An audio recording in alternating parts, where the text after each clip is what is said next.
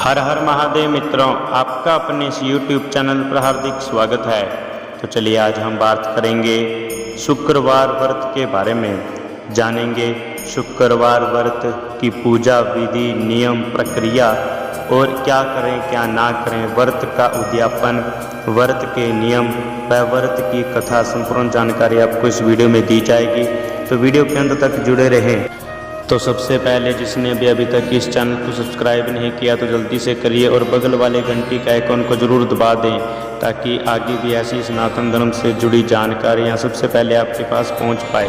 और वीडियो अच्छी लगे तो लाइक ज़रूर करें, ज़्यादा से ज़्यादा शेयर करें। अगर आपके भी मन में ऐसा ही कोई प्रश्न है हमारे हिंदू सनातन धर्म संबंधित या फिर आध्यात्मिक तीर्थों, दाम, व्रत, त्योहार संबंधित कोई प्रश्न हो तो वीडियो के कमेंट बॉक्स में जाकर के कमेंट करें। वह कमेंट को देखकर आगे वह वीडियो लाने की कोशिश करूंगा। तो चलिए शुरू करते हैं।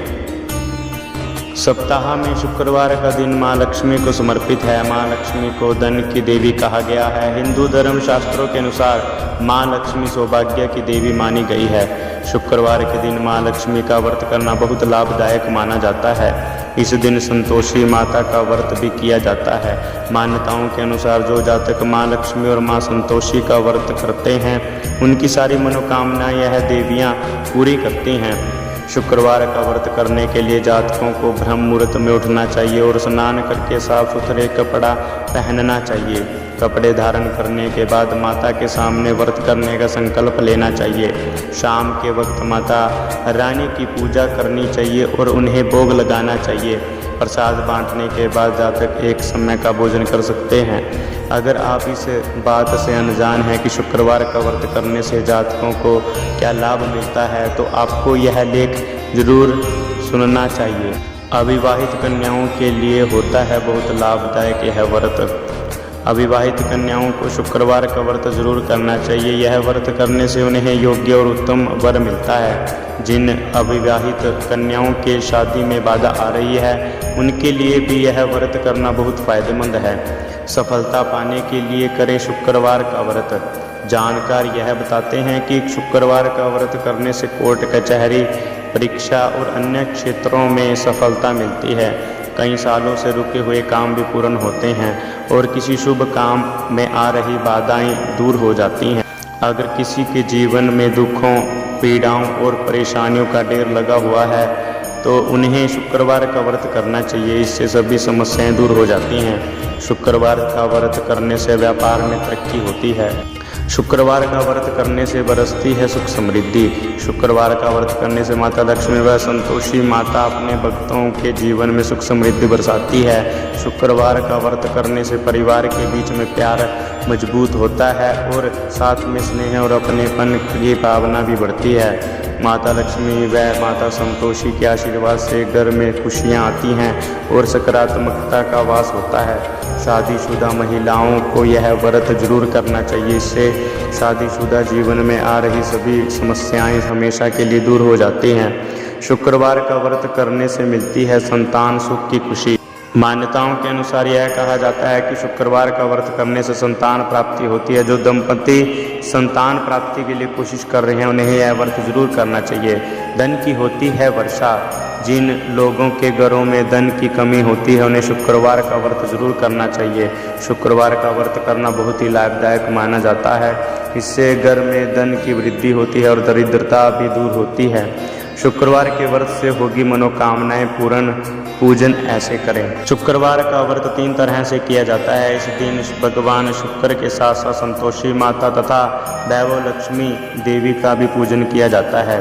तीनों व्रतों की विधियां अलग अलग हैं। जो स्त्री पुरुष शुक्रवार को संतोषी माता का व्रत करते हैं उनके लिए व्रत विधि इस प्रकार है। सूर्योदय से पूर्व उठें, घर की सफाई कर स्नान आदि से निवृत्त हो जाएं। घर के ही किसी पवित्र स्थान पर माता लक्ष्मी की मूर्ति या चित्र स्थापित करें या मंदिर के आगे बैठ जाएं। संपूर्ण पूजन सामग्री तथा किसी बड़े पात्र में शुद्ध जल भरकर रखें। जल भरे पात्र पर गुड़ और चने से भरकर दूसरा पात्र रखें। संतोषी माता की विधि विधान से पूजा करें। इसके पश्चात संतोषी माता की कथा सुने। तत्पश्चात आरती कर सभी को गुड़ चने का प्रसाद बांटे। अंत में बड़े पात्र में भरे जल को घर में जगह जगह छिड़क दें और शेष जल को तुलसी के पौधे में डाल दें। उद्यापन इस प्रकार से करें।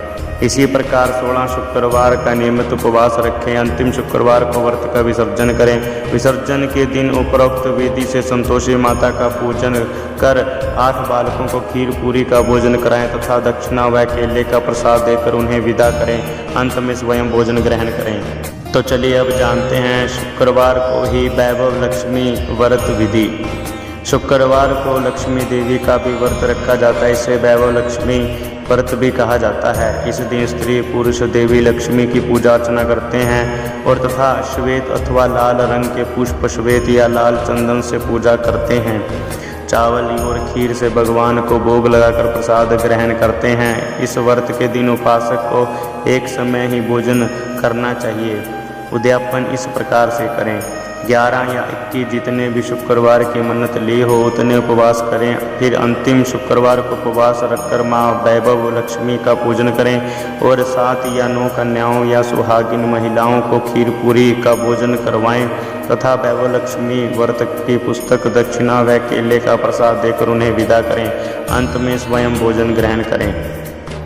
तो चलिए अब बात करते हैं व्रत कथा। बहुत समय पहले की बात है। एक बुढ़िया के 7 पुत्र थे। उनमें से 6 कमाते थे और एक निकम्मा था। बुढ़िया अपने 6 बेटों को प्रेम से खाना खिलाती और 7वें बेटे को बाद में उनकी थाली की बची हुई जूठन खिला दिया करती थी। 7वें बेटे की पत्नी इस बात से बड़ी दुखी थी क्योंकि वह बहुत भोला था और ऐसी बातों पर ध्यान नहीं देता था। एक दिन बहू ने जूठा खिलाने की बात अपने पति से कही। पति ने सिर दर्द का बहाना कर रसोई में लेटकर स्वयं सच्चाई देख ली। उसने उसी क्षण दूसरे राज्य जाने का निश्चय किया। जब वह जाने लगा तो पत्नी ने उसकी निशानी मांगी। पत्नी को अंगूठी देकर वह चल पड़ा। दूसरे राज्य पहुंचते ही उसे एक सेठ की दुकान पर काम मिल गया और जल्दी ही उसने मेहनत से अपनी जगह बना ली। इधर बेटे के घर से चले जाने पर सास ससुर बहू पर अत्याचार करने लगे। घर का सारा काम करवा के उसे लकड़ियां लाने जंगल भेज देते और आने पर भूसे की रोटी और नारियल के खोल में पानी रख देते। इस तरह अपार कष्ट में बहू के दिन कट रहे थे। एक दिन लकड़ियां लाते समय रास्ते में उसने कुछ महिलाओं को संतोषी माता की पूजा करते देखा और पूजा विधि पूछी। उनसे सुने अनुसार बहू ने भी कुछ लकड़ियां बेच दी और 1.25 रुपये का गुड़ चना लेकर संतोषी माता के मंदिर में जाकर संकल्प लिया। 2 शुक्रवार बीते ही उसके पति का पता और पैसे दोनों आ गए। बहू ने मंदिर जाकर माता से फरियाद की कि उसके पति को वापस ला दे, उसको वरदान दे। माता संतोषी ने स्वप्न में बेटे को दर्शन दिए और बहू का दुखड़ा सुनाया। इसके साथ ही उसके काम को पूरा कर घर जाने का संकल्प कराया। माता के आशीर्वाद से दूसरे दिन ही बेटे का सब लेन देन का कामकाज निपट गया और वह कपड़ा गहना लेकर घर वापस आया। वहाँ बहू रोज लकड़ियाँ बीनकर माता जी के मंदिर में दर्शन कर अपने सुख दुख कहा करती थी। एक दिन माता ने उसे ज्ञान दिया कि आज तेरा पति लौटने वाला है, तू नदी के किनारे थोड़ी लकड़ियाँ रख दे और देर से घर जाकर आंगन से ही आवाज़ लगाना कि सासू माँ लकड़ियाँ ले लो और भूसे की रोटी दे दो, नारियल के खोल में पानी दे दो। बहू ने ऐसा ही किया। उसने नदी किनारे जो लकड़ियाँ रखी उसे देख बेटे को भूख लगी। घर पर माँ द्वारा भोजन को पूछने पर उसने मना कर दिया और अपनी पत्नी के बारे में पूछा। तभी बहू आकर आवाज़ लगाकर भूसे की रोटी और नारियल के खोल में पानी मांगने लगी। बेटे के सामने सास झूठ बोलने लगी कि रोज़ 4 बार खाती है, आज तुझे देखकर नाटक कर रही है। वह यह सारा दृश्य देख बेटा अपनी पत्नी को लेकर दूसरे घर में ठाठ से रहने लगा। शुक्रवार आने पर पत्नी ने उद्यापन की इच्छा जताई और पति की आज्ञा पाकर अपने जेठ के लड़कों को निमंत्रण दे आई। जेठानी को पता था कि शुक्रवार के व्रत में खट्टा खाने की मनाही है। उसने अपने बच्चों को सिखाकर भेजा कि खटाई जरूर मांगना। बच्चों ने भरपेट खीर खाई और फिर खटाई की रट लगाकर बैठ गए। ना देने पर चाची से रुपए मांगे और इमली खरीद कर खा ली। इससे संतोषी माता नाराज हो गई और बहू के पति को राजा के सैनिक पकड़ कर ले गए। बहू ने मंदिर जाकर माफ़ी मांगी और वापस उद्यापन का संकल्प लिया। इसके साथ ही उसका पति राजा के यहाँ से छुटकर घर आ गया। अगले शुक्रवार को बहू ने ब्राह्मण के बच्चों को भोजन करने बुलाया और दक्षिणा में पैसे न देकर एक एक फल दिया। इससे संतोषी माता प्रसन्न हुई और जल्दी ही बहू को एक सुंदर से पुत्र की प्राप्ति हुई। बहू को देखकर पूरे परिवार ने संतोषी माता का विधिवत पूजन शुरू कर दिया और अनंत सुख प्राप्त किया। तो मित्रों, ये तो थी शुक्रवार व्रत से जुड़ी संपूर्ण जानकारी। तो बताइए कैसी लगी वीडियो के कमेंट बॉक्स में जाकर के कमेंट करें। अगर अच्छी लगी तो लाइक ज़रूर करें, वीडियो को ज़्यादा से ज़्यादा शेयर करें, चैनल को सब्सक्राइब करना मत भूलिएगा। मैं आगे भी आपके बीच ऐसी वीडियो लाता रहूँगा। धन्यवाद। हर हर महादेव।